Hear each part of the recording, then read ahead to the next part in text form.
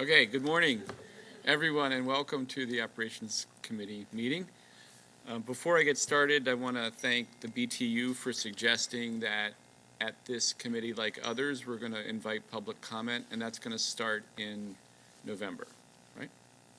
Okay, so we'll get started with the first item on the agenda. Is that the staff profile report? Jeremy? Good morning. Good morning.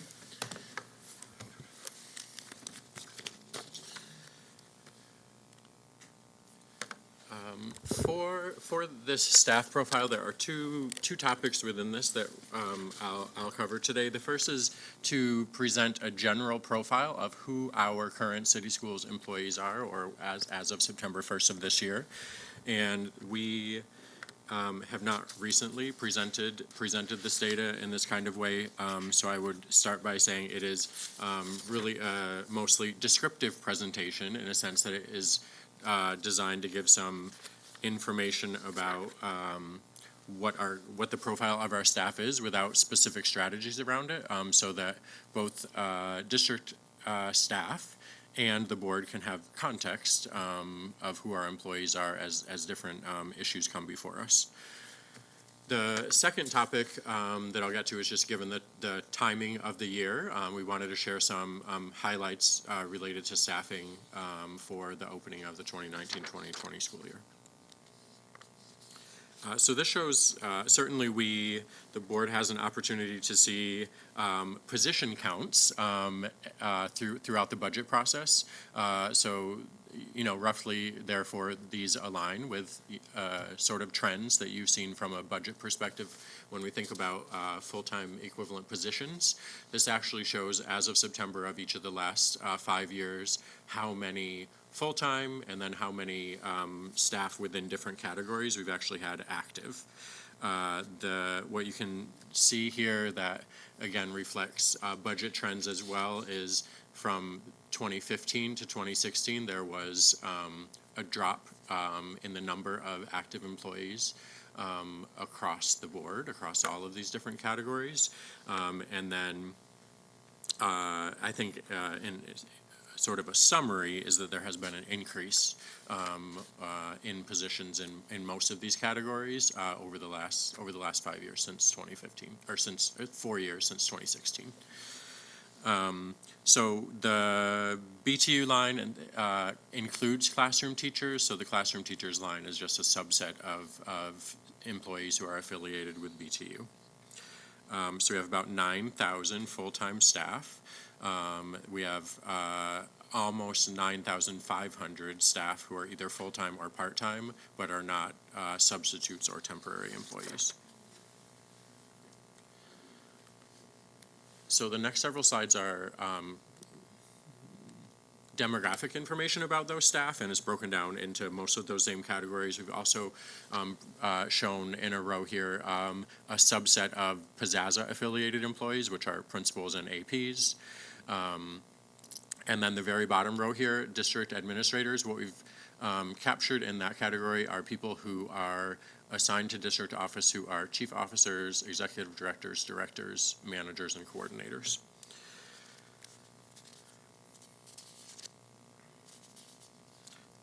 There's lots of general consistency across groups. School districts often are have a largely female workforce, and we do across all of these groups, with the exception of FOP. So our school police is about 3/4 male.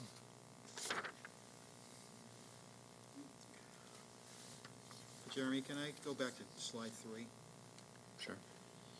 I'm just thinking in terms of accountability. Okay, the number of students have decreased over the last few years, correct?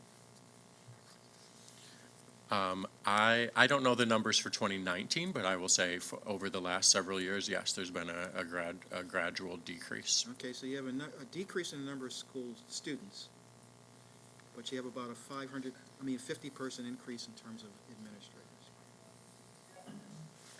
Why are we increasing leaders when hopefully we increase principals and teachers?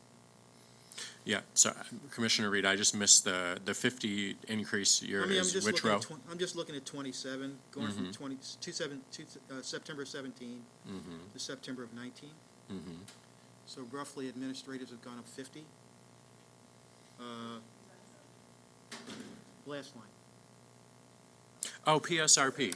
Oh, thank you. Sorry. So I should have done You this said at the beginning. administrators, right? So PSR, let me say, so BTU are teachers and related service providers. CUB are non-certificated manager positions. Okay, FOP are our police. right. L44 are trades, essentially trades.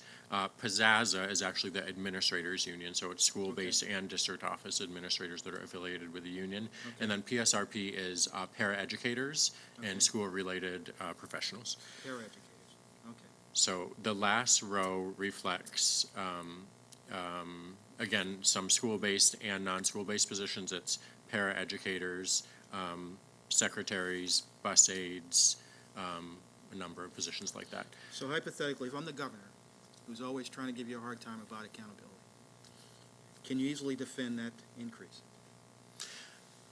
I'd say yes, and I think, again, it reflects conversations with respect to the budget as well. So if we had gone back further, what you would see is that decrease from 2015 to 2016 was significant, but it actually, 2016 is much lower than it was in earlier years. Okay. So there were times that due to more significant budget challenges, there were big decreases. So I would describe the last 4 years as gradually making back some of the ground that was lost. Okay. That I think reflects, and these reflect, the needs of our students as determined when we create the budget. So the easy answer would be look at 15 versus 19. Okay. Thanks, Joe.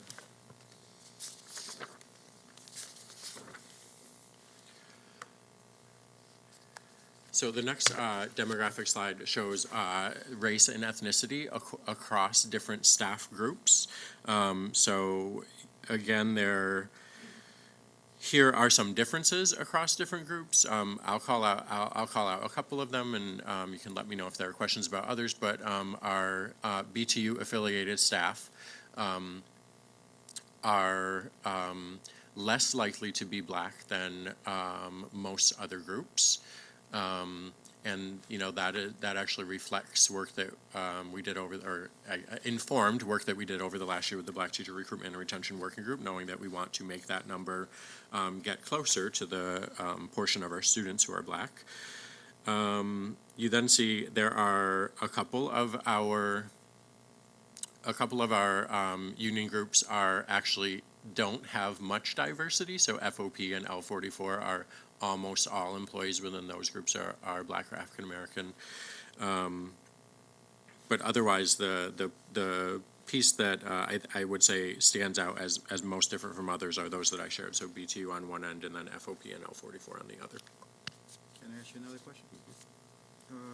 One of your staffers brought this up at the Taisi Coates event. You've broken out chart 5 in terms of Black. But can you categorize that in terms of Black male? Because you said earlier, the system is mostly women.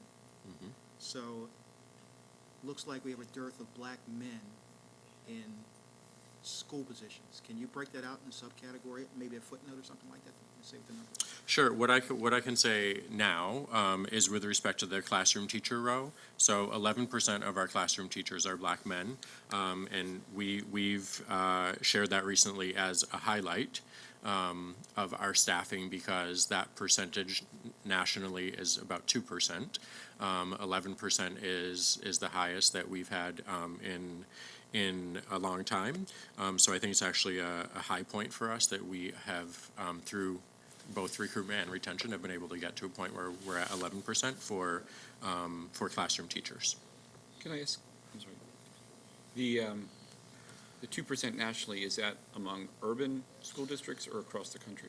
2% is across all districts. Do you have a We sense haven't. of urban school districts? I don't know, like an average for urban school districts. I'll say that, unfortunately, there's not a central database that gives us this, so it requires a little bit of research, but we don't actually know of any other district that has 11% or more of their teachers currently being black men. What's that? How can you emphasize it? How can we emphasize it? You know, we had an opportunity recently where a local media station did cover the fact that we've had an increase and are at 11%. Certainly, as we think about recruitment, we can highlight that this is a place that you know, other black male educators have found interests and have found value, so that we can continue to increase the number.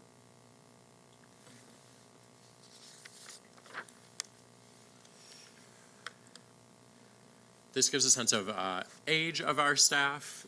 You know, this generally doesn't like inform strategy, except for, you know, for a couple of groups that have larger percentage of current employees who are 50 to 64 or 65 plus. It just informs us in a sense that we know that likely there are more people within those groups likely to retire in the coming years compared to some other groups. This shows city residency. I will say we highlighted only that on this slide, but a disclaimer I'll give at the beginning is that when we look at current employees who live either in Baltimore City or the surrounding Baltimore County, the percentages are much higher. About 3/4 of our staff live in either Baltimore City or Baltimore County. This shows those staff who live within the city limits, and how that looks across different groups. You know, there's L44 is certainly an outlier here, and you know, they often talk about the fact that, you know, the employees within that union are much more likely than our average employee to be city residents and therefore be a part of the school system in other ways as well. So, Jeremy, I want to thank you for including this slide because I think on average, actually, most employers across the city, about 40% of their workforce actually lives in the city. So that's great that we're at that average. I do know that, and I do bring this up from time to time, that other large institutions, universities and hospitals, have made efforts to hire Baltimore City residents, really because they recognize that they can't pick up and move, and to the extent that we can improve the city by hiring city residents, it builds wealth, it creates jobs, it keeps people in the city. And they do that. It's not easy to do it, and I'm not suggesting it is, but they do it by working with workforce partners. They have coaches, they identify the jobs and the requirements and the qualifications that best match the potential skills that either residents have or can get through training. So, you know, there are all these, always argue that we are not an island within the city, and there are all these potential collateral benefits, and for every city employee that we hire, there's the added benefit to the city of local income taxes and potential for that family to send their kids to our school and to shop in local main streets and use their income locally. So it's just one thing I'd ask us to think about, if even on a pilot basis, we could look at what other large institutions are doing and think about a way that we could increase the number of local hires for positions that match the skills that they either have or could have. Thank you. Thanks.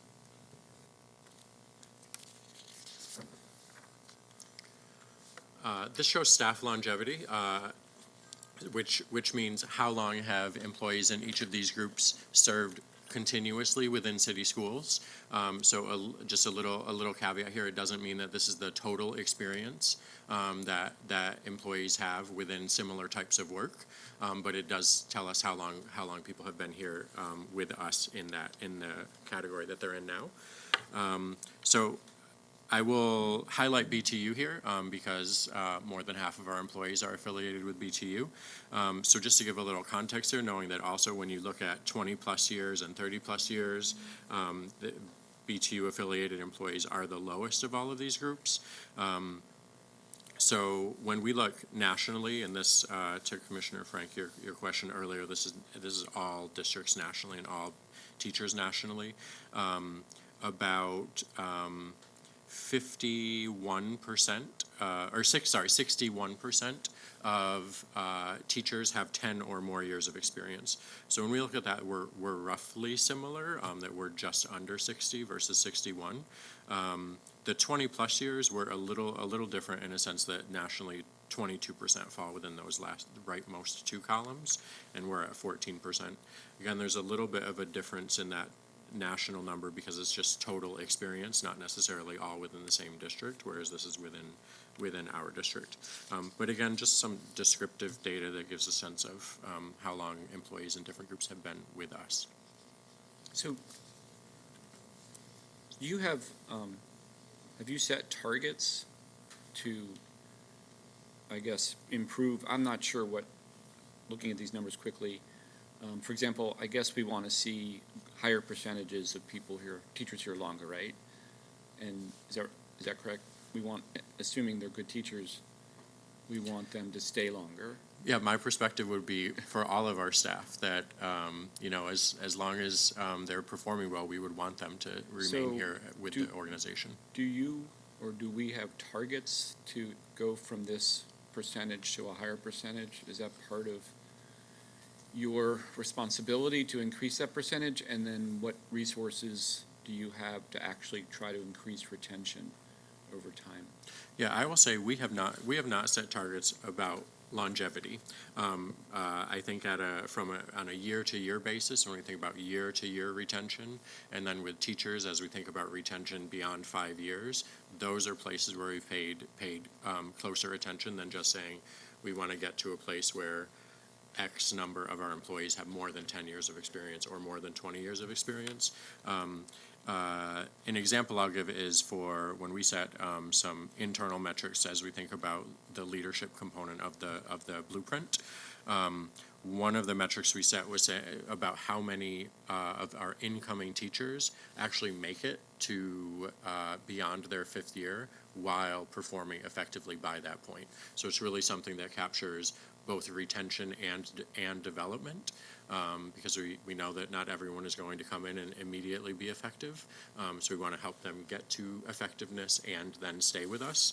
I would say the Human Capital Office and Schools Office really are I think the closest partners in impacting retention. There are things that we can do on a district-wide basis, including things that we're doing to engage employees more and actually recognize them for their service more, and ensure that the school's office in their work with school leaders are helping them make people have the working conditions that will help them to stay. Help me out with the principal AP line, understand this chart. So 6% of our current principals have been in the job for 2 years or less. Is that what that means? Yes, have been either a principal or AP here Right. for less than 2 years. And so that 79% of our principals, almost 80% of our principals have been principals for 10 years? Sorry, thank you. Actually, I appreciate that correction, so, because I misspoke. So this is about how long someone has been an employee of the district. Oh, so okay. The category says where they are now, but as long as they have been continuously employed with the district, they're counted in their longevity increases. Mm-hmm. So it means that about 80% of our principals and APs have been with the district for more than 10 years. And not looking ahead, do we have a sense of how many principals that we retain on an annual basis? Is that in this presentation, or do you It is not in here. I'll say when we look overall for all principals, for the last couple of years we've retained just about 90% of all of our principals, and in each of the last 2 years, when we look specifically at principals who were rated highly effective, we've retained every principal in the principal role who was highly effective.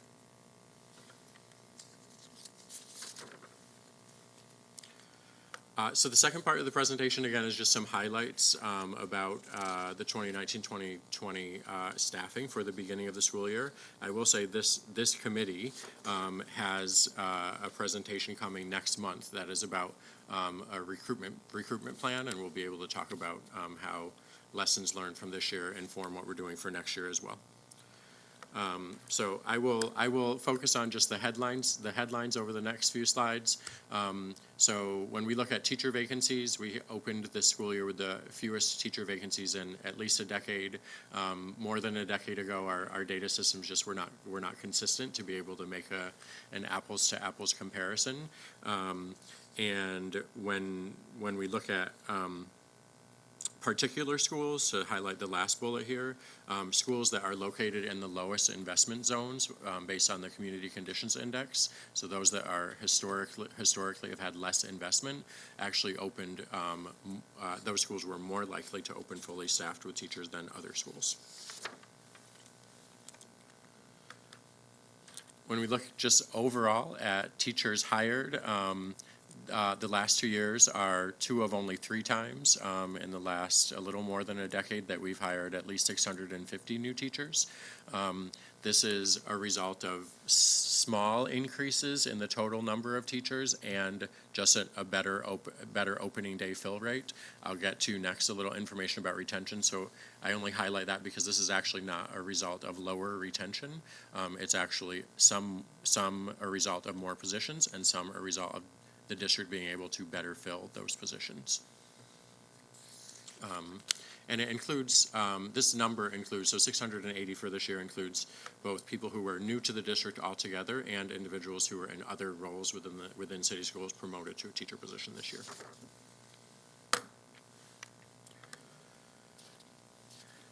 So our teacher retention actually has been 85% the last 2 years in a row, and that's the highest that it had been. Those 2 times is the highest it's been in 7 years. And then we looked back, again, there's some data comparison limitations here where we can look back 16 years and see apples to apples comparisons. And this is the only time in all that time that we've had 2 years in a row where teacher retention was at least 85%. I've read somewhere that in terms of what's important to teachers, in terms of retention, teacher pay is not at the top. Professional development and other things are, but are you able to say, without maybe having it at your fingertips, how Baltimore City teacher pay at, say, 5 or 10 years longevity compares to other LEAs in the state? Sure. What I do have at my fingertips, because it was sort of one slide among many in a recent presentation to the board, is about our teachers at their 5th year. So teachers who have 5 years of experience in city schools, on average, make about $61,000 or $62,000. Our starting salary right now is just over $50,000, which is either I think it's the second highest starting teacher salary in the state. So to get from around 50 to, as of last year, about between 61 and 62 by the 5th year, is a trajectory that no other district can compare to.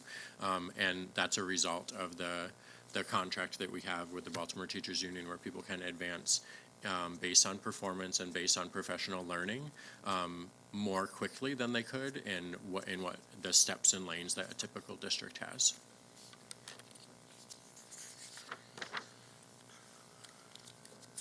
And then, given that it has been a focus of our attention in the last year, and given the numbers on a prior slide, I also just wanted to highlight that when we look specifically at African American teachers, we had a very good opening of school when we compare to other recent years, and from both a recruitment perspective and a retention perspective. So we have to go back to 2003 to find another year when the district has where a majority of new teacher hires have been Black. So this year was the first time, or since 2004, sorry. This year is the first time in 15 years that has been the case. That said, it's a continuation of a recent trend where for 4 straight years, at least 48% of our new teachers have been Black teachers, after quite a long period where that number was significantly lower, in the 30s. And then when we think about retention, it's actually the 8th year in a row that our retention rate for Black teachers has been either the same as or higher than the retention rate for other teachers. So knowing that, this is a particular area of interest and commitment for us, we just are happy that we were able to open this school year with both recruitment and retention numbers for Black teachers that are promising. So finally, I would just say the earlier this year, the Human Capital Office, after nearly a year of work and some input from a lot of different stakeholders here in district office and in schools, outlined our strategy over the next couple of years for transforming our recruitment and hiring. So I would say there are strategy components in here that really, I believe, will help us continue some of the good work that shows up in the highlights of the last few slides.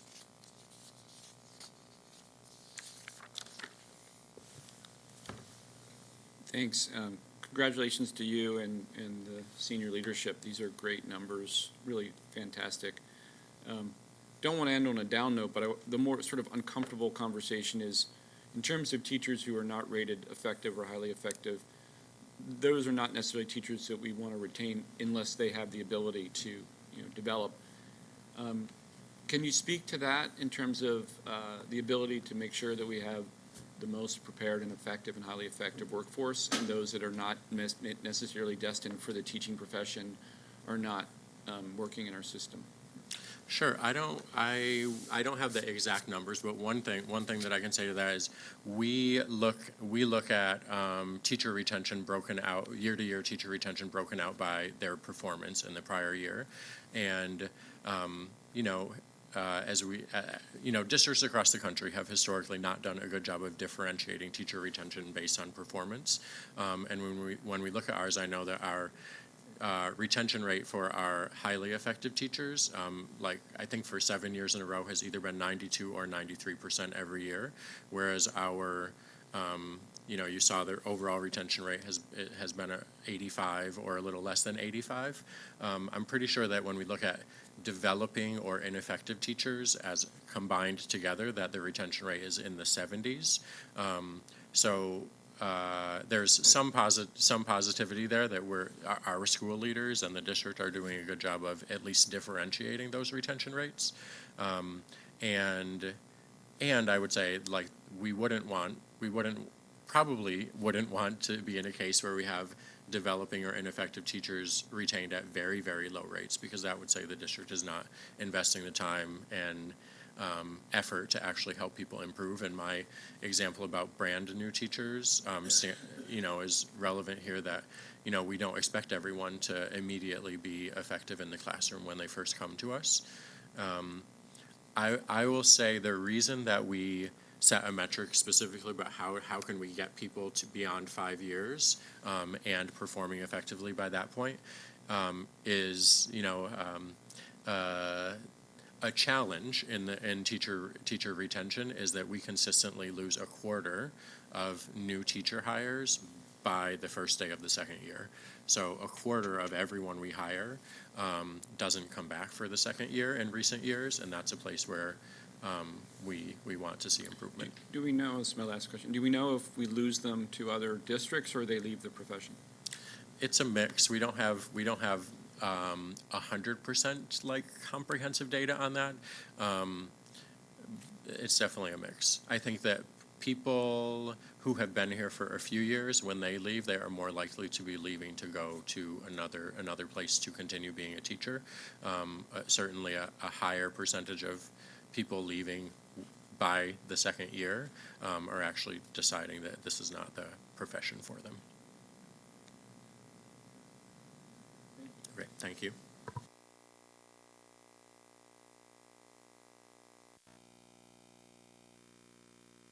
Next up is development budget update.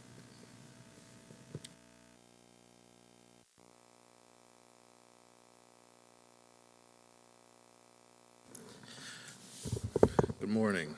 Courtney Desabay, Special Assistant to the Chief Financial Officer. Today's update is 2 sections, so we're going to go through the upcoming milestones, but prior to that, we're going to touch on some of the things that we changed in the funding formula to account for poverty undercounting, and just some of the ways that we're possibly looking at it for fiscal year 21, some tweaks. Some background. In fiscal year 19, as you're aware, we updated the Fair Student Funding Model, so we made some changes in terms of how we're allocating the weights. One of the things included in there was a weight for poverty. That poverty weight is differentiated from some of the other measures of poverty that we use in the district. District-wide, we use direct certification for the most part, and that is the basis for the poverty weight here, except we've added on a WIDA count. The problem with the direct certification is that there's a population of students, as you're aware, who do not get counted for direct certification. They don't register for some of the programs that direct certification uses for identifying poverty. Sure. So to sort of account for that, and just to backtrack on that, on the Title I side, that does not mean that there are less funds distributed. The amount of funds distributed is still the same. They're just distributed to a more specific population.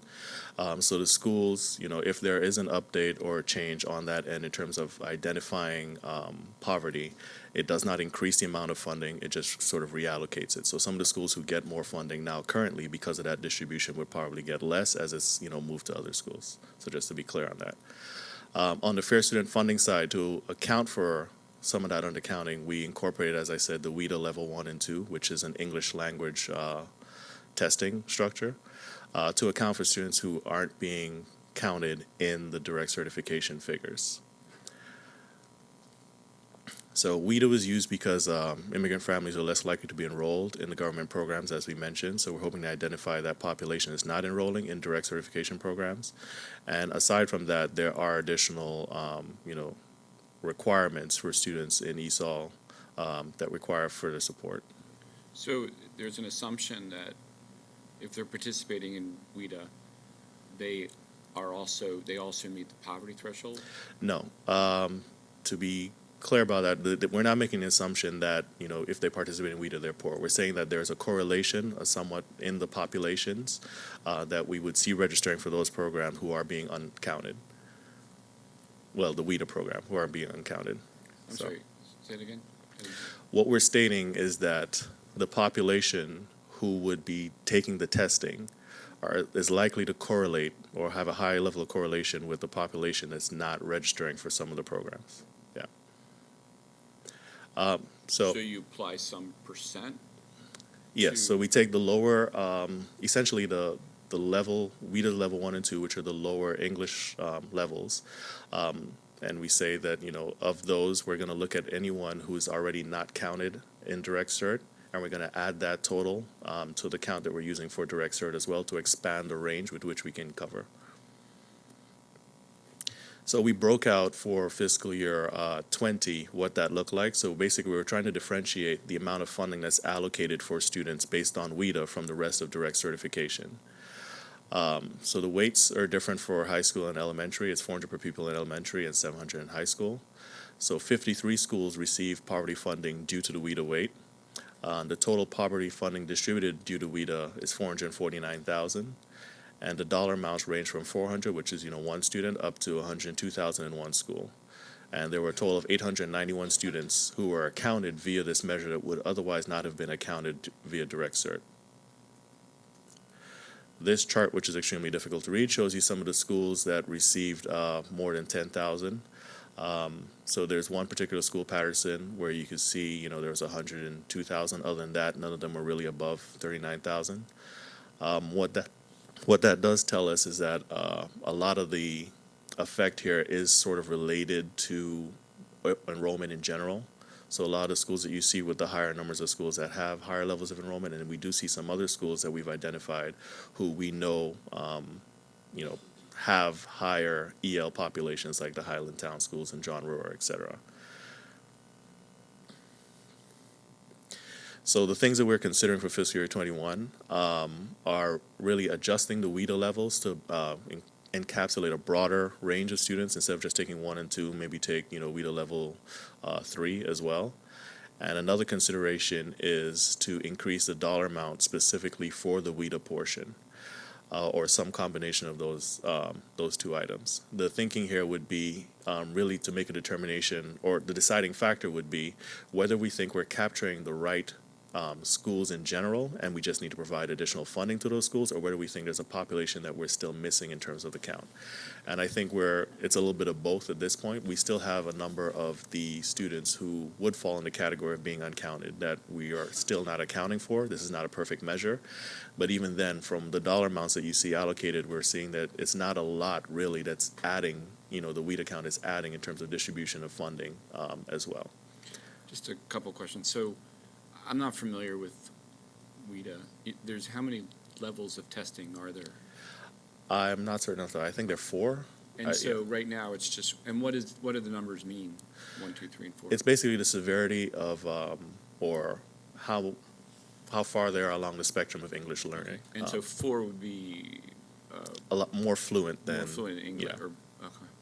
And what I didn't understand is what's the theory, if I understand this, behind increasing funding for WIDA over poverty? So the majority of the funds that we allocate via poverty are through direct cert. So the WIDA is like we're taking the poverty numbers and adding on top of that for this population that we know is underserved. What we've looked at, like we said, in terms of the allocation, it's only about $400 or so $1,000 that we're adding in addition to the about $9 million or so that we're doing for poverty. And based on what we know academically of the percentage of students who we think are being uncounted, that does not seem proportional. It doesn't seem like we're accounting for everyone who's uncounted, which is difficult. You're trying to count a group that's by nature not defined. So our feeling on that has been that there is still a way to go in terms of accounting for that group wholly. And the thought process here with the 2 different considerations is really whether or not we want to be able to expand the capture rate. The danger with that is that are we then going to be counting students who technically don't fall into the same category of poverty? Right. Or do we want to expand the distribution, which is like, are we capturing the right kids, but we just need to allocate more funding to those kids, to actually make a significant difference. So that's sort of the delineation between those 2, methods. Hey, Courtney, help me with the math, going back to page, slide 8. You Yes. said the total spends about $9 million total For for poverty, yes, And the WIDA is gonna be 449,000. correct, Okay, when we look at the yellow, the far right, yes. do we add those 2 numbers? Yes, you would add the 2. But you have a lot more schools. Yeah, there are a lot more schools. This is just the Okay. ones who receive more than Okay. 10,000 in WIDA. Okay. Yeah, So but you net- would add that's- those. So the left side should be 9 million total, and the one to the right should be 449,000 in terms of aggregate. Correct. Go ahead. Yes, sir.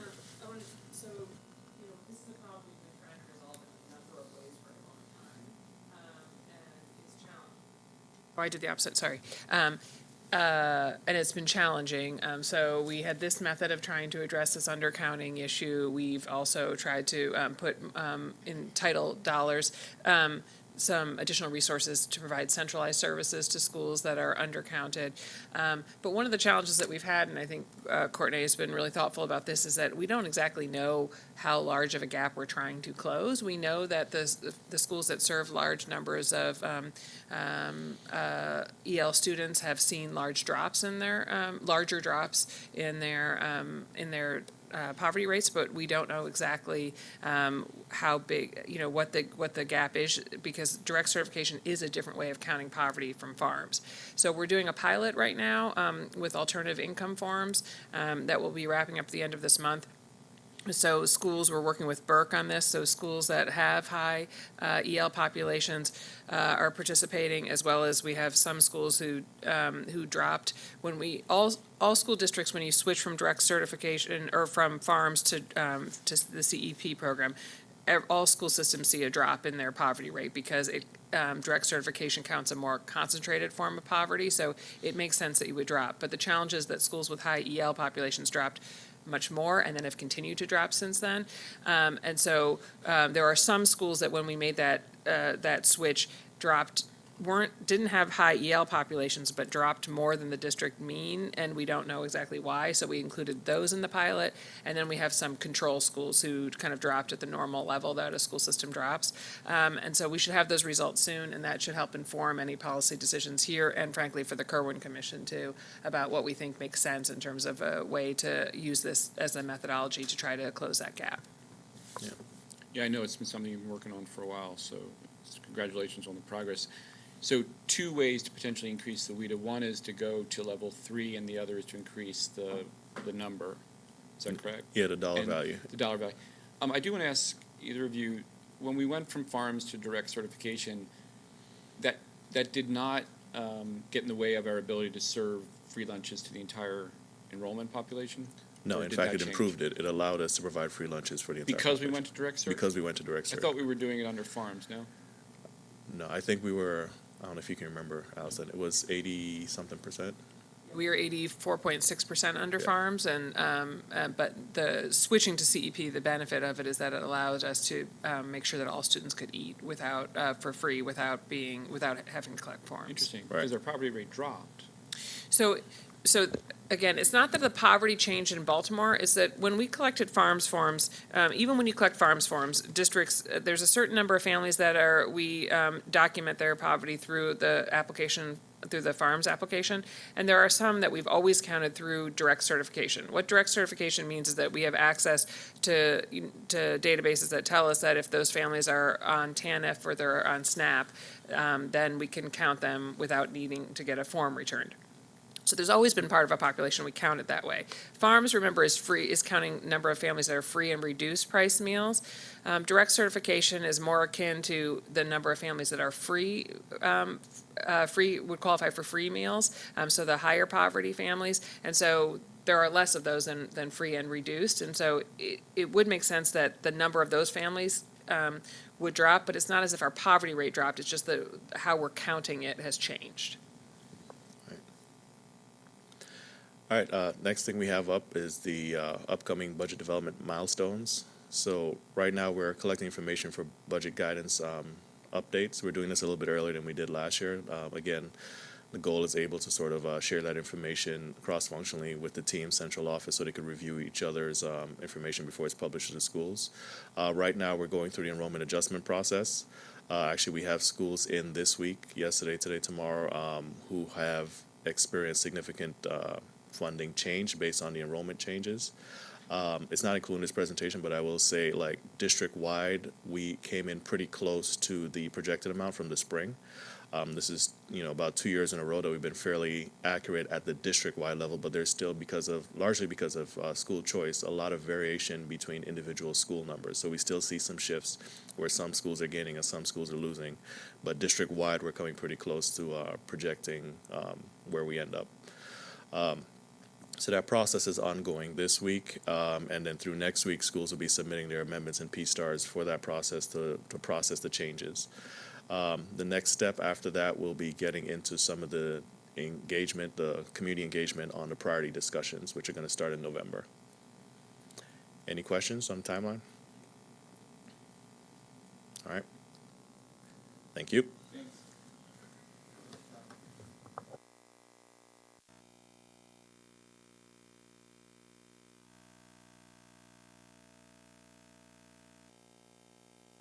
Oh, Courtney, include your new boss on the slide the next time. I don't think she's on this slide.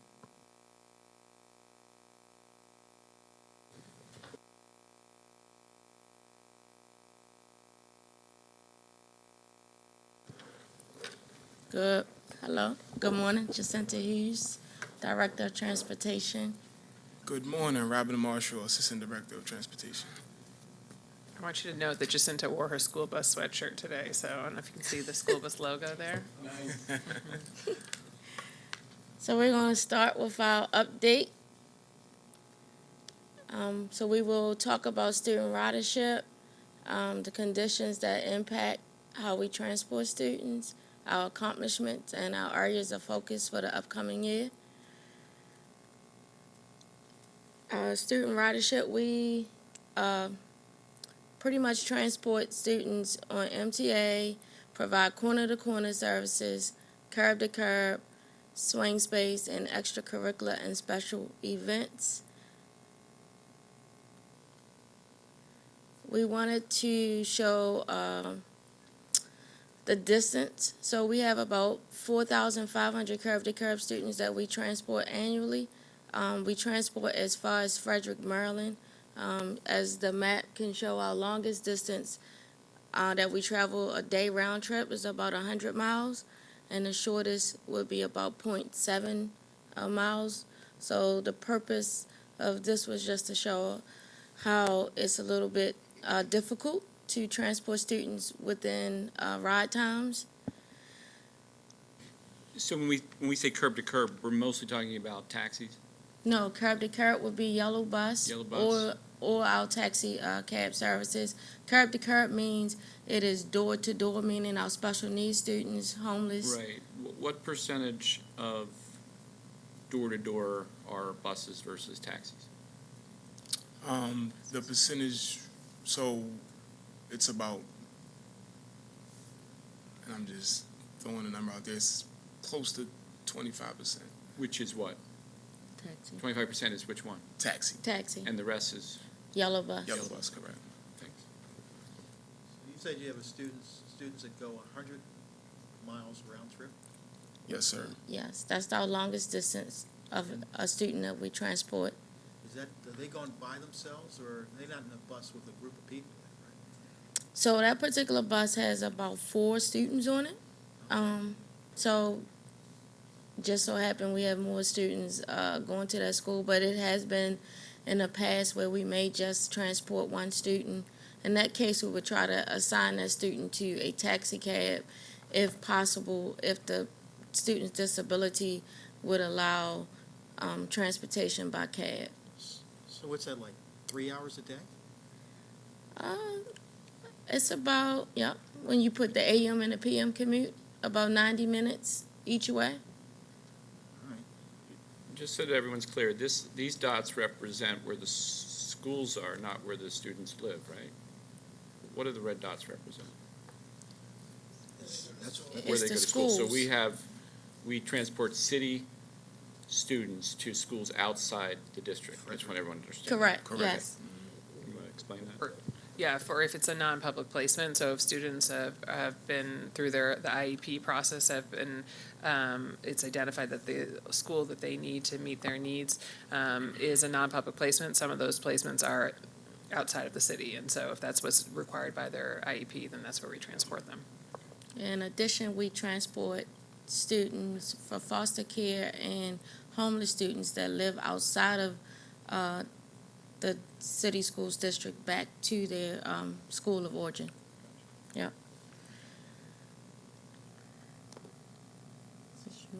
So the student ridership for the curb-to-curb students, this slide shows the demand for transportation as it grows throughout the year. Excuse me. So you see the total number up top, which is 2,900. That is as of the beginning of last school year. And then the number below, which is 4,800, that's as of June, towards the end of last school year. So we see that our transportation population grew by almost 2,000 students throughout the year. And this is important because this shows the level of transportation changes that happen throughout the year. Every time a student is added to a route, there is a potential for multiple students to be affected, multiple families to get phone calls from transportation saying that their pickup time has now changed and been adjusted. And this can happen to one family multiple times throughout the year. So this is a big jump, right? Yes. I'm just to understand it. In 18, we had 2,908 who were curb to curb eligible, Correct. That's at the beginning of the school year. and now, as of June of 19, it grew 67% to 4,800. Correct. And can you or Allison speak to that? So if you look at the individual breakdowns, the number that's the most static are the IEP students.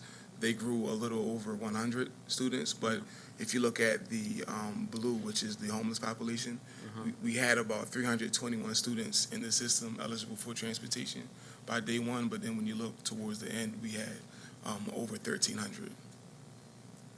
These are students who are homeless, Yes. Correct. and they increased by 300 this year over last. More than Over 300. over 1,000, or almost 1,000. That's No, doing the one. increase. It That's was, doing 1 year, 1,000. right? Yes. We had an increase of 1,000 homeless students from Last year. So what we wanted to show was what we start out at the beginning of the school see, year yeah. is not normally what we end up at. So typically, I got you. So, yeah, because we identify students throughout the year who have, needs, whether they're homeless or whether they're, whether the IEP identifies it. That's not the bigger group, but the homeless is a big group. But are you talking later in the presentation about the impacts of each of these changes on your routing? Yes. And budget, does that come up too? Yes.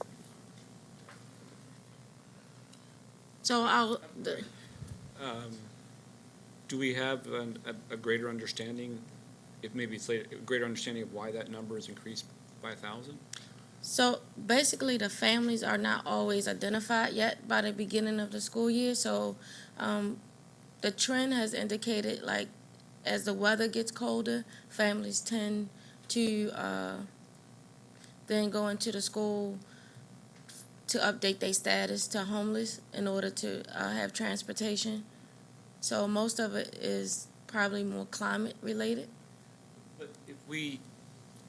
if that bottom bar graph were as of September 1st, 19, would you expect that number to be greater or less than it is in this? So it Based on would what be you just less, kind of to where we started in 2018. The numbers throughout the year kind of changed to the same degree, but except for this year, we have had more homeless students in the month of September than what we normally do. But the number throughout the time has always increased throughout the school year for our homeless population. And something to, I'm sorry. Yes, I don't know, maybe Allison wants to chime in. So the problem seems to be, in terms of, let's looking at Sep versus June, are you saying the problem's cyclical or the problem's systemic? I mean, because it looks like we're starting to capture more homeless people. But you also said it tends to happen, you don't see them in September, but you see them in January, February. So is the problem Baltimore related or a problem in terms of just capturing the numbers? So the thing with the homeless population is that the students do not roll over from year to year, so families have to come back in to re-identify or identify for the first time. And for us to get a higher number of students at the beginning of the school year, it would require families to come in over the summer to identify as homeless. And the way McKinney-Vento is set up, the assumption is the majority of the homeless students it's their first time applying for this status. Okay, so it makes me feel we're making a mistake. Okay, if I have a family that last year showed that they were homeless, and the number goes up to, at least in terms of the, goes up to 1,300. So it goes up to 1,300 this year. We already know it's 1,300. These same families have to re-identify next year? I mean, wouldn't we have a process where we say, hey, we know who you are, let's get in contact with you so we won't see you in January? I mean, So you may not be eligible for transportation again simply because you were homeless this current school year. So if you are in the same resident, for example, and you are now not homeless,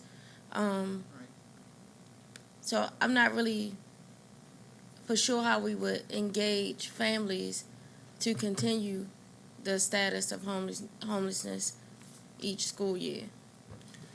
Hi, John Land, Director of Operations. By COMAR, that designation of a student as homeless must go away June 30th.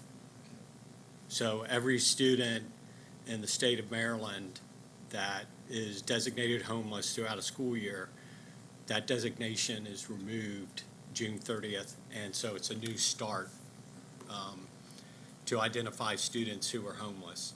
And most of that, a great degree, and it's shown in these numbers, of that identification happens when the student enters the school building. So that would be the first day of school and then onward as their needs and their conditions change. What we identify early at the start of school often are students who are in a shelter. And those are students that are easily identified as homeless.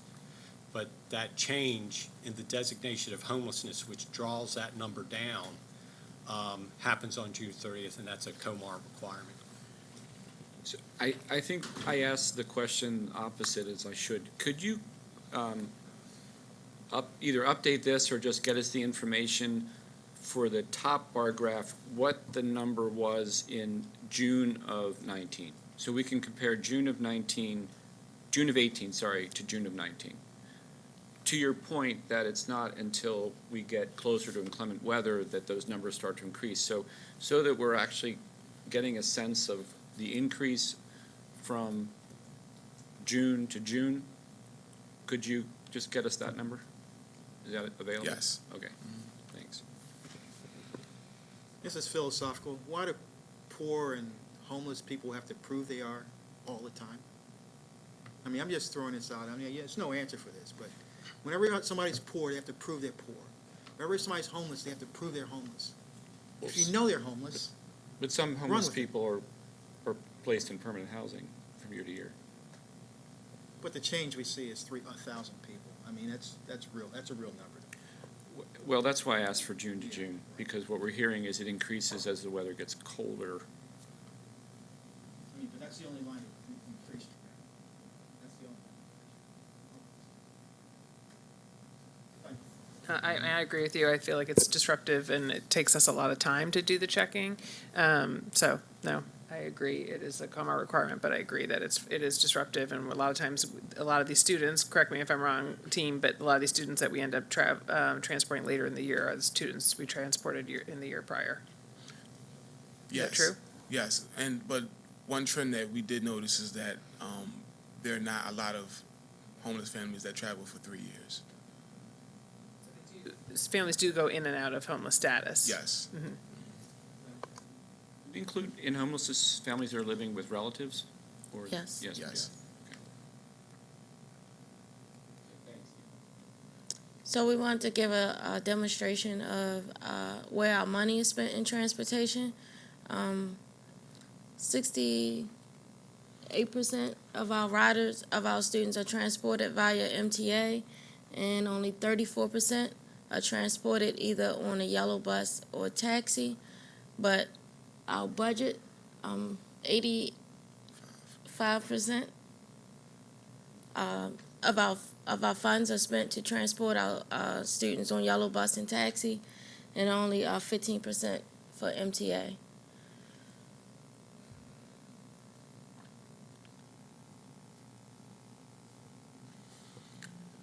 So the conditions impacting student transportation, you'll see cone number 1, driver callouts. Bus driver callouts lead to daily route modifications that happen at the last minute that affect our routes, usually on a daily basis, but it's usually a smaller number.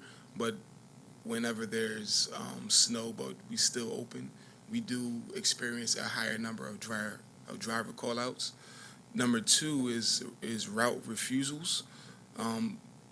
Especially this year, we incurred a large number of taxi cab companies refusing to transport certain students.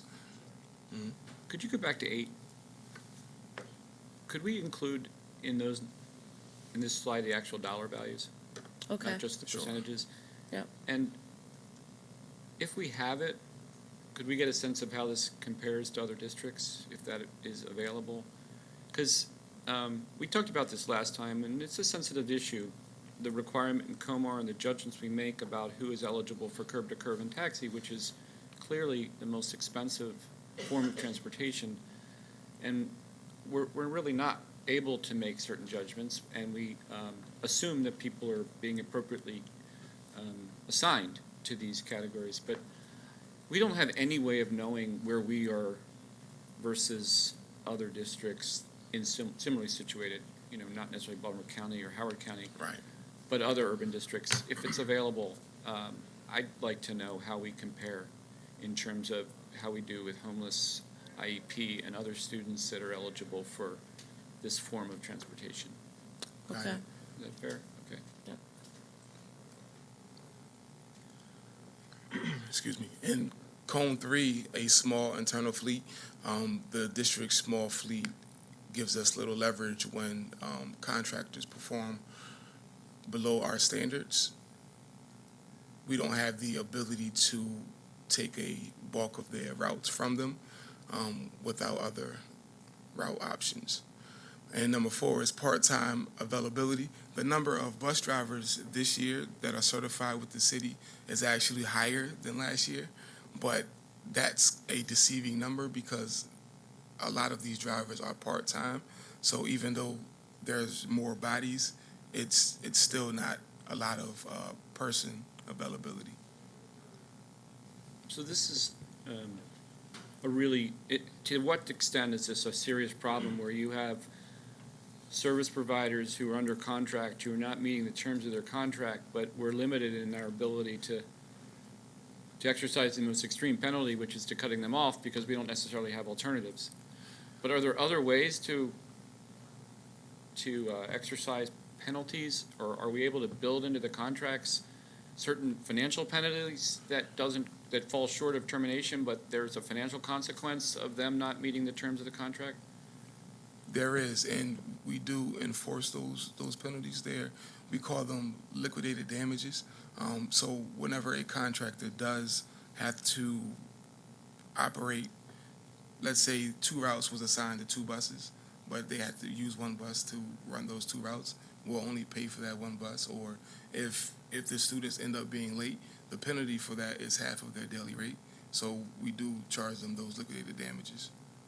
I would say it's a credit to the team. They've gotten very tight about that, and so we've gotten much better about, in the last few years, we've really been very tight on the contracts and enforcing them and making sure that we're assessing liquidated damages. And so I think that has been, it's a huge credit to the team that we've been able to do that. It also does, I will say, have other impacts that we sometimes have.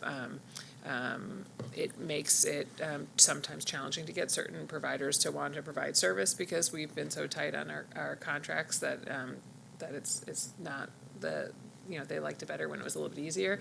And then we also have had challenges on things like because we've gotten really tight on monitoring accidents of drivers. We've had challenges with things like on snow days. We at times have had so many drivers call in that we've had to close when we otherwise wouldn't have, because drivers they'll know they'll get penalized if there's an accident, and they're nervous about that. So we have so many driver call-outs that we then can't open school because we don't have enough ways to get students to school. So this is a really tight industry, and the options are really difficult. And so, I think the team is working hard to identify all the levers we can push, but sometimes when you push one of those levers, there's another unintended consequence that happens as well.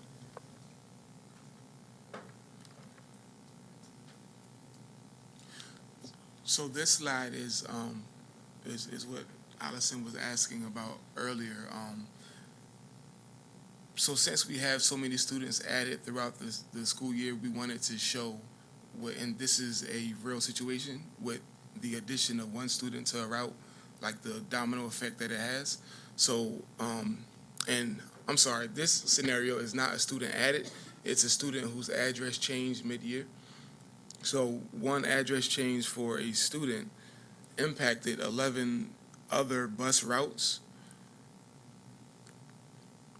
which required. Why did it impact 11 other bus routes? Yes, so this impacted 11 other routes because, so whenever we add a student to a route, we try to look at certain parameters like ride time, the number of stops, the distance. So we may have to move other kids to other routes to make space for this new student or this student who incurred a change. And this may also require buses to be changed. So it's It's almost like a Rubik's Cube when you look at our bus assignments, because we have 14 a.m. bell times and 26 p.m. bell times. It is oftentimes hard to utilize the same bus to pick up the same students for both a.m. and p.m. So 5 students may ride bus 2,000 going to school, and they'll ride 3,000 coming home, because the varying bell times makes it hard to run the same exact schools without being late or without the bell times overlapping. So that's why bus changes are needed, and students may need to be moved around. And additionally, when we're thinking of staff, this can take one router upwards of 45 minutes, and this is uninterrupted minutes to update this new bus route. So if 15, 20 minutes in, there's a route complaint or there's a meeting that they have to attend and they have to stop and come back to it, this could take even more time. And then also in terms of the impact on families, those families, those other families and Yes. those other buses or those other routes their pickup time might be changed, or, Correct. so they too then are impacted because one child's address changed. It has this ripple effect on the whole system. Right, and that's 11 phone calls that has to be made by our call center to update these bell times, update the families of what the new, I'm sorry, not bell times, pickup time is. So, how do you do this? Is it, you have like linear programming, some kind of algorithm? How do you? So, I know it takes 45 minutes to. So we use what software called Edgelog, but when it's at the point of us placing and finding a bus assignment because of an address change, we you plug in the students and the address change, but it's when it then impacts and everybody else's ride time exceeds 90 minutes, and so now you have to move around the students to get a kind of. We try to stay consistent with bell times for the other students that's being impacted as well, where we're not making now a family adjust to a half an hour, bell time. So that's where the time comes to try to maneuver around and find the best route assignment for all of the students that's impacted. And this also includes the 11 phone No, numbers? so that's after the 11 phone calls would come after the router has kind of sat down and looked at all. So if you noticed, it was like 4 buses. So that means they had to look at and then change 4 different other bus routes in order to meet our guidelines and standards as well. So the person that's driving these vehicles, Not- how soon do they notify you guys? I mean, it's like, it can't be like 6 o'clock in the morning, right? Oh no, so this is Address change, okay. Yeah, this is okay. an address change. And so after this address change, to your question, we give 72 hours for our contractor or in-house to make the change. Okay, 72 hours, okay. Yeah. correct. And the only time that a student is added and the pickup time for other students do not change is if we're able to put the new student as the first pickup. This isn't my call, it's the chair's call, but my board likes short slides.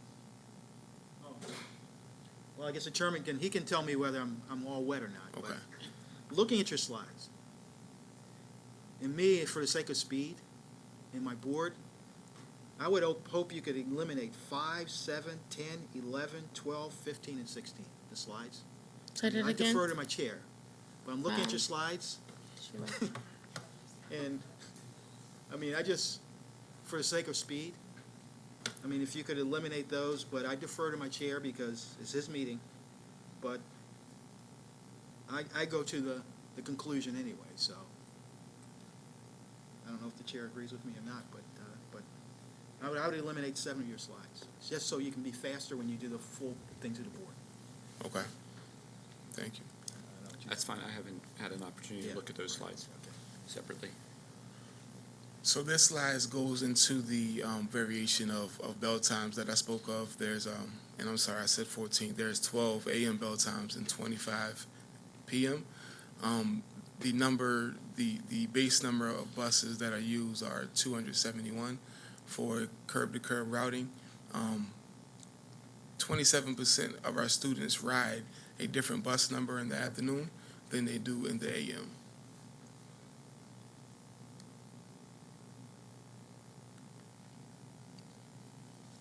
Typical industry practice is to reduce bell times to 3 a.m. and p.m. options. This makes routing as well as the number of buses utilized and the ride time of students a lot more efficient. Instead of 280 buses that we use approximately for curb-to-curb routing, with the current bell times and not looking at decreasing taxi numbers, we would only need 170 to link 3 schools and transport all of the students that we currently transport now on yellow bus. So the 110 bus reduction can be used to take students off of taxi, so our taxi dependency wouldn't be as high as it is now, and our route consistency will be a lot more fluent. More students would ride the same bus home that they did going to school in the morning.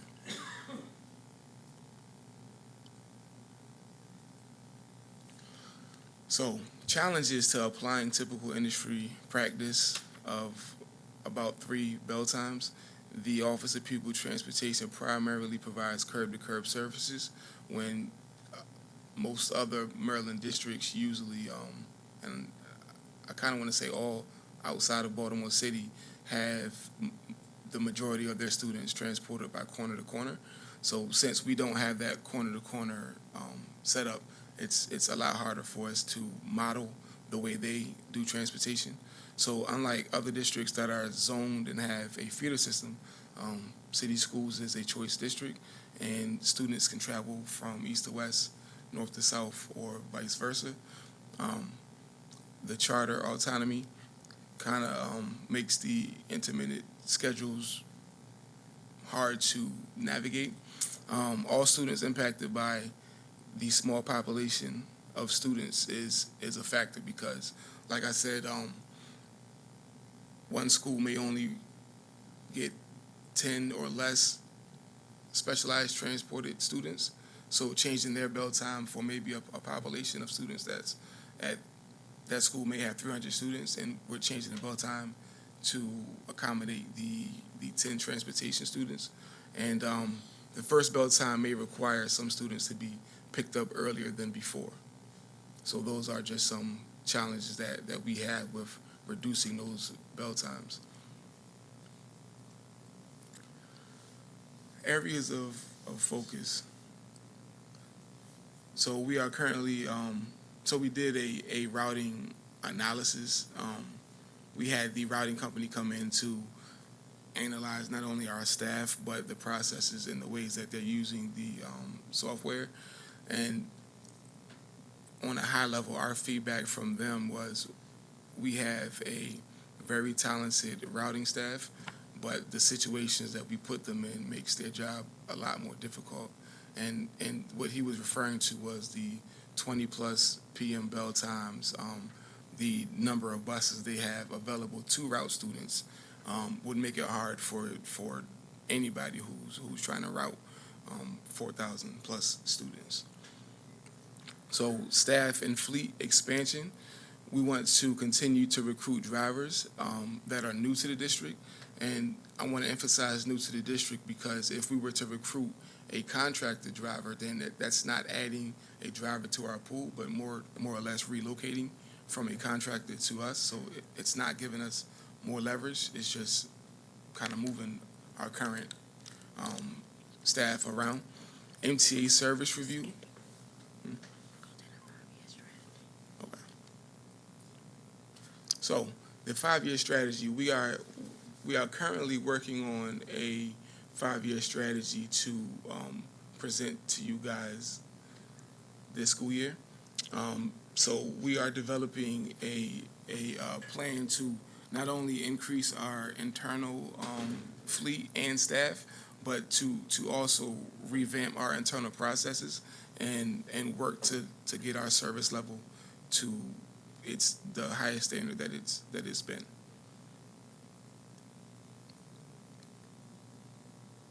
Any questions or comments? No, but I do want to say, notwithstanding the number of slides, and I agree, I think what we've seen over the few years that I've been here is great improvement, and particularly in the area of improving the experience of the student and their parents or caretakers, and, I think that is almost as important as the experience these students have in the schools and during the school day. Their food experience, their academic experience, the heat and cooling of the building, and how they get there, and how quickly they get there, and how efficiently they get there. And I just want to compliment you for the improvements that we've seen over the years. Thanks. Thank you.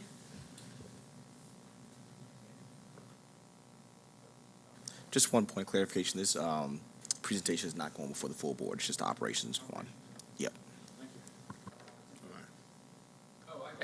Just to build on that, this is why, like, in operations, in the subcommittees is why we go into more in-depth, is because that's the purpose of the subcommittees, and so we try to keep them shorter for the full board.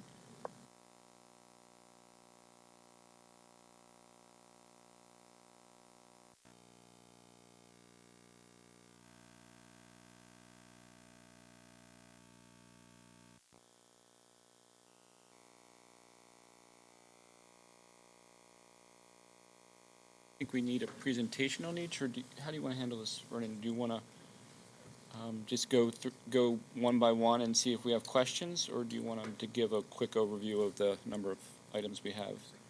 Okay, let's do a quick overview of each procurement item, Okay. and then we'll ask questions if we have any. I'm Joe Vogel. I'm the Interim Director of Procurement. We have 12 items on the agenda today. The first is a piggyback of a competitively solicited contract issued by Buy Board. The contract is with Daktronics Incorporated and covers the purchase and repair of outdoor and indoor electronic scoreboards used in athletic events. The estimated annual contract amount is $100,000. Contract term is October 23 of 2019 through September 30th of 2020 with 2 one-year renewal options. The next item is a contract with Leaders of Tomorrow Youth Center to provide fine arts extended learning services for students. The estimated annual amount of the contract is $1,500,000. Contract term is October 23 of 2019 through September 30 of 2020, with the 1-year, 9-month renewal option to be exercised at the sole discretion of city schools. The only question I had about this one, and there's another one too, is why it's coming to operations? Why would this why would this not be sort of teaching and learning? It was an emergency procurement, so in order to get some kind of This is the one we talked about? yeah, this is the one that I Okay, emailed out. that's Yeah. fine, all right. Okay. Okay. The next item is a contract increase with 7 different vendors for the supply of cafeteria products, both sustainable and non-sustainable. The contract increase is $900,000 annually to $1.9 million. The contract was approved by the board on June 12th of 2019, and it has a contract term of July 25 of 2018 through July 24 of 2023.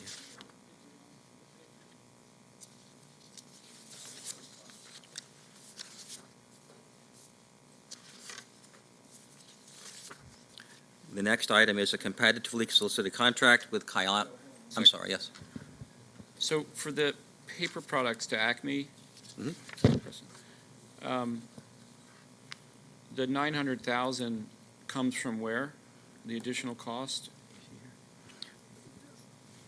Food nutrition services Oh, are moving away from non-sustainable products, plastics. No, I'm sorry, Oh, I'm I understand that, but where do we get the additional source of funds to pay for the increase in contract?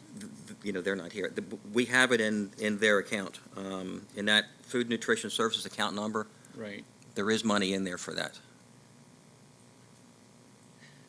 So educate me. So I assume, maybe I'm not getting this. So we had in the budget $1 million. Don't know. We contracted for $1 million.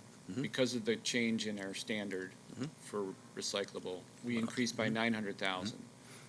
So my question is, where does that additional 900,000 for the increase in the contract come from? I can get back to you, okay? Thanks. Yeah, when we go through Make these. sure, if we can just make sure that that's more clear in the, next time we present. Yes, I to the will. full board. Yes. Yeah. The next item is a competitively solicited contract with Kalyani Environmental Solutions. They provide chemical waste removal and disposal services. The estimated annual contract amount is $500,000. The contract term is January 2020 through December 31st of 2023, with 1 2-year renewal option. The next item is a charter school lease agreement with KIP Baltimore Incorporated. This lease agreement provides KIP to operate a charter school, KIP Baltimore School Number 347, located at Walbrook campus. The first annual rent is $488,840 and is based on the square feet utilized by the leasee. The rate is $1.84 per square foot, with an annual increase of 4% thereafter. The term of the contract is July 1 of 2019 through June 30th of 24, with five-year renewal options. Next operations meeting. The next item is an increase to our miscellaneous electrical work with Commercial Cabling and Sound and Denver Elec. Contract provides city schools with supplemental labor to provide repairs, replacement, and installation of electrical components. The increase is from $800,000 to $2 million, an increase of $1.2 million. The current contract term is September 27 of 2017 through September 26 of 2020, with 2 1-year renewal options. Joe, on this one, just give me a second. Sure. I was talking to Christian. So the same question about the increase in the contract amount. I think in the Blaine past. Lipsky. Oh, Go ahead. Blaine Lipsky with Operations. Yeah. This contract, we get a variety of funds from the state with recent supplemental appropriations from the security grant as well as ASP money. And that supplements majority of the money from our operating account as well. Right. So I think we talked about this in the past, maybe more in sort of in plainer English than these account numbers in the way you just described it, Blaine. When there's a large increase in a contract amount, sort of in my simple mind, we have a budget that might have assumed a certain contract amount, although the budget that we approved doesn't get down to the detail of how much each contract is, but we assumed a certain amount of contracting in a certain budget category. We're now increasing that amount. If that increase is covered by additional state grants, you should just say it. Okay.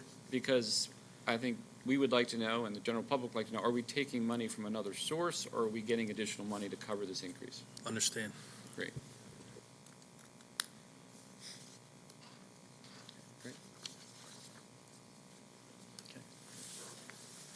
The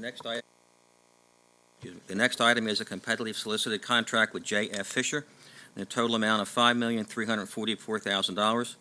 It's for HVAC replacement construction services at Garrett Heights Elementary and Middle School. The project was approved by the board on October 10th of 2017 as part of the FY 2019 SIP budget. The next item is a competitively solicited contract with Denver Elec, total amount of $1,231,600 to provide cooling tower and HVAC piping replacement services at Margaret Brent School.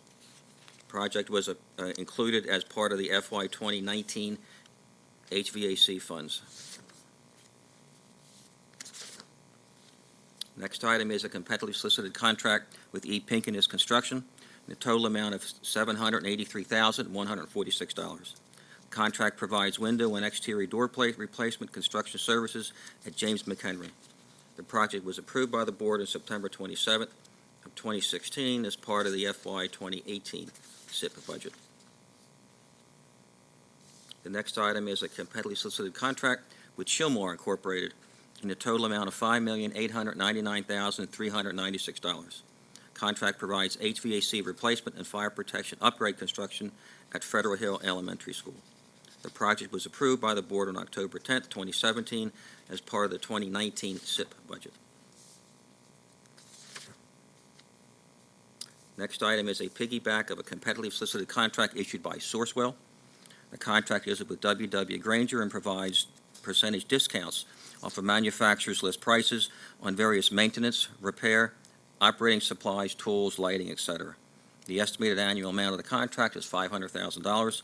The contract term is October 23rd of 2019 through January 25 of 2023 with one-year renewal option.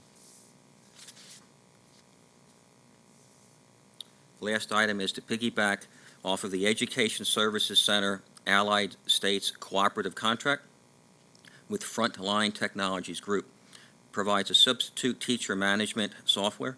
The software facilitates the automation of substitute teacher placement and absence management of teachers. The estimated annual amount of contract is $75,000, and contract term is October 23 of 2019 through July 31 of 2021 with 3 one-year renewal options.